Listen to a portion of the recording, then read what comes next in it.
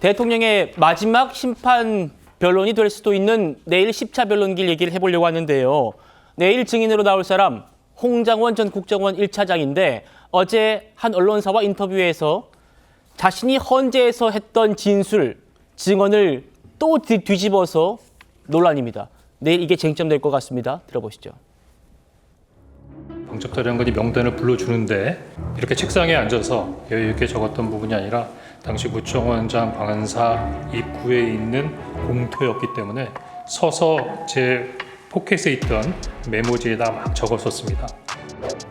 홍장원 차장이 11시 6분에 원 국정원장 공관 앞에 어두운 공터에서 갑자기 이제 메모를 쓰게 돼서 주머니에 있는 메모지를 꺼내가지고 급히 썼다라고 했는데 저희가 확인을 해보니까 11시 6분이면 홍장원 차장은 거기가 아니고 그 청사에 있는 본인 사무실에 있었습니다. CCTV로 확인을 했습니다. 11시 6분에 관저에 있었다. 이 부분에 착오가 있으면 모두 것이십니까? 왜 저한테만 AI의 기억력을 요구하시죠? 저도 명단을 적은 것을 관저 공터에서 서서 적었다고 했는데 네. 22시 58분에 공관 공터의 상황과 23시 06분에 직무실에서 서서 받아 적었던 사항을 다소 혼동해서 진술했던 것도 사실인 것 같습니다. 연종윤님. 네. 같이 들었습니다만 분명히 헌재에서는 첫 메모를 아주 깜깜한 공터에서 내가 휘갈겨 썼다. 왼손잡이여가지고 글씨체가 휘갈겨 썼다.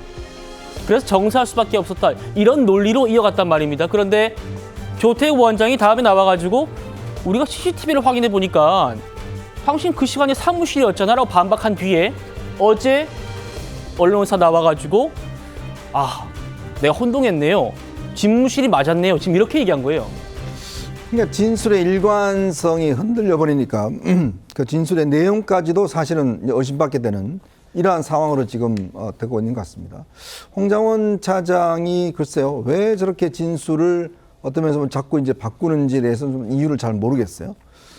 물론 이제 내용 자체는 바뀐 건 없습니다.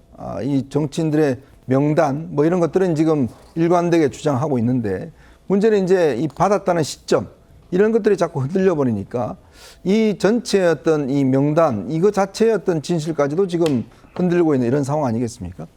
그러니까 처음에 본인이 정말 헌재에 나와 선서를 하면서 그때 했던 이야기 그거는 사실은 이제 위증의 죄가 분명히 되는 것이기 때문에 분명히 이제 관저 앞에서 즉 국정원장 관저 앞에서 전화를 받고 본인에 있는 그걸 메모를 했다라고 이야기를 하고 있는데 그다음에 이제 국정원 측의 반박이 나오니까 그래서 참 본인은 거기가 아니라 이제 본인의 사무실에 갔다. 이제는 아예 이제 그 전체 자체를 사무실에서 했다. 이렇게 지금 이야기를 하고 있는 거 아니겠습니까? 예. 물론 뭐 상황에 따라서 정확한 어떤 기억력이 없을 수는 있겠습니다만은 그러나 당시에 굉장히 중요했던 상황 그리고 이 진술이 꽤 논란이 됐지 않습니까? 헌재 증명 이후에 또 조태용 원장의 진술에 논란이 됐다면 본인이 찬찬히 내용들을 좀 정리를 해야 될 텐데 문제는 이렇게 자꾸 이제 이 장소에 대한 또 시간에 대한 이 상황이 바뀌니까 이 진술 자체가 굉장히 오염됐지 않을까라는 그런 우려들 그런 것들이 현실적으로 있는 게 아닌가 싶습니다. 네. 그런데요. 국민의힘 박수영 의원이 어제 홍장원 전 차장의 인터뷰를 본 뒤에 국정원 청사에 있는 CCTV를 입수를 했답니다. 그래서 쭉 봤더니 홍 전 차장의 저 인터뷰 내용도 저 인터뷰마저 맞지 않는 부분이 있더라. 이렇게 지적했습니다. 한번 들어보시죠. 여인영 사령관하고는 그날 3번을 통화를 합니다. 예. 처음 통화는 22시 46분에 하는데 직무실에서 통화하거든요. 그다음에 2차로 통화한 부분은 22시 58분인데요. 22시 58분에도 공관공터에서 한 48초 정도의 대화가 이루어지는데 어떻게 된 거야? 라고 네. 물었고 대통령이 지원해 주래.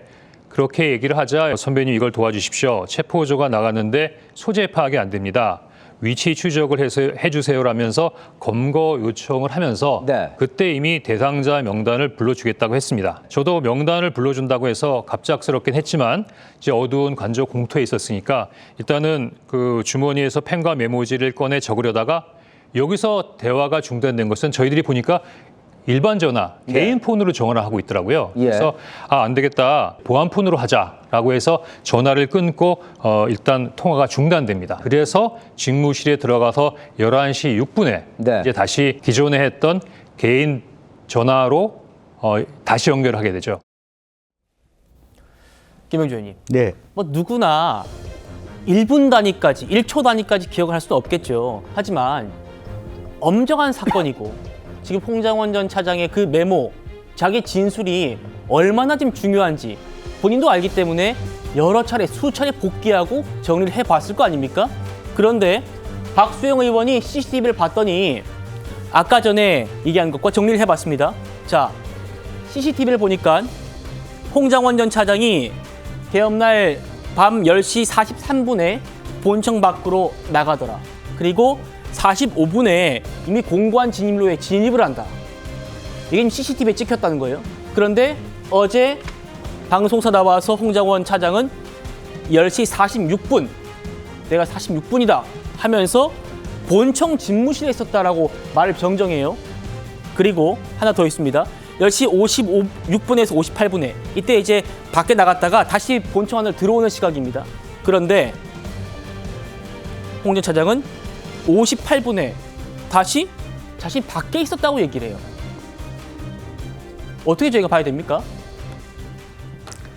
그래서 자꾸 이제 그 소위 핵심 증인이라고 하는 또 기록으로밖에 남은 유일한 기록이라고 하는 것을 갖고 있는 작성한 분이 저렇게 오락가락하고 또 한 번 더 얘기해서 지적받던 조태용 국정원장으로부터 그 다르다라고 하는 것을 이야기 듣고 해명한 것에도 만약에 문제가 있다면 그것은 훨씬 더 본인의 어떤 그 신빙성, 즉 진술의 신빙성을 더욱더 오염시키는 그런 결과를 낳은 것 같다는 생각이 듭니다. 그리고 기본적으로는 저는 처음부터가 사실은 그 공간의 어두컴컴한 곳에서 이렇게 뭘 쓸 수 있다 그렇게 생각하는 것도 좀 어려운 부분이거든요. 이제 그런 부분에 대해서 조금 더 홍장원 차장이 더욱더 시간대 1분 단위까지 끊어서 정확하게 국민들이 또 어차피 또 십자 신문 기일에도 다시 나오게 되니까요. 마지막으로라도 어쨌든 착오가 없도록 그렇게 사과할 건 사과하고 수정할 건 수정하고 그렇게 답변을 해야 되지 않나 그렇게 생각이 듭니다. 예.